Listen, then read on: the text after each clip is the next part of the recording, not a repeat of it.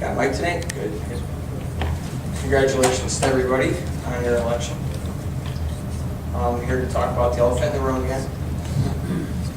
It's the downtown development. My concern is my Connecticut state taxes. I know as we talk about this over and over, we talk about how it's not costing the city of Bristol anything. It's kind of a little bit misleading, I think, to the people that I talk to. We're pretty much already about $5 million into it. Renaissance, I guess, is $2 million into it. So the way I see it, the city of Bristol has more invested into that development than Renaissance does. As I speak to people about the development, I see that they don't realize exactly the size and scope of this. This is a regional plan that's going through. The difference between if this was a grassroots thing here in Bristol versus a regional plan is there would be no strings attached to it. So I brought some of the information, and I've been accused of misrepresenting what's happening, and that's, if someone can prove me wrong, I would be really relieved, honestly. Everything I said is true except for the population of Bristol, which actually has decreased by 1.1%. Me as a taxpayer, my family of four, has a tax burden of $265,000. That's the state and federal taxes together. 85% of middle class families are finding it in the last 5 years to be harder to maintain their standard of living. Median income has dropped by 6%. Median wealth for the middle class has dropped by 28%. People are eating their savings up, trying to make ends meet. They're trying to plan ahead, and it's impossible for them to do that if there's a plan going on behind closed doors that everyone is not aware of.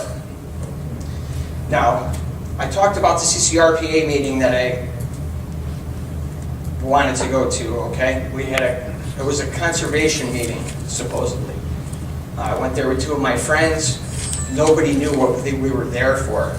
This is a public hearing for development, not for conservation. Included in that development is the development here in the downtown.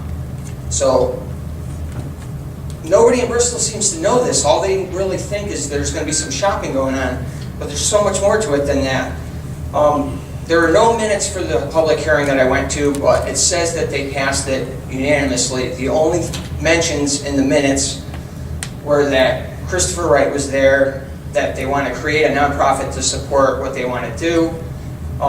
CCRPA's got a $44,000 grant from John Larson so they can add 2 employees over there, which I thought was kind of odd because this is an agency that's going to be dissolved.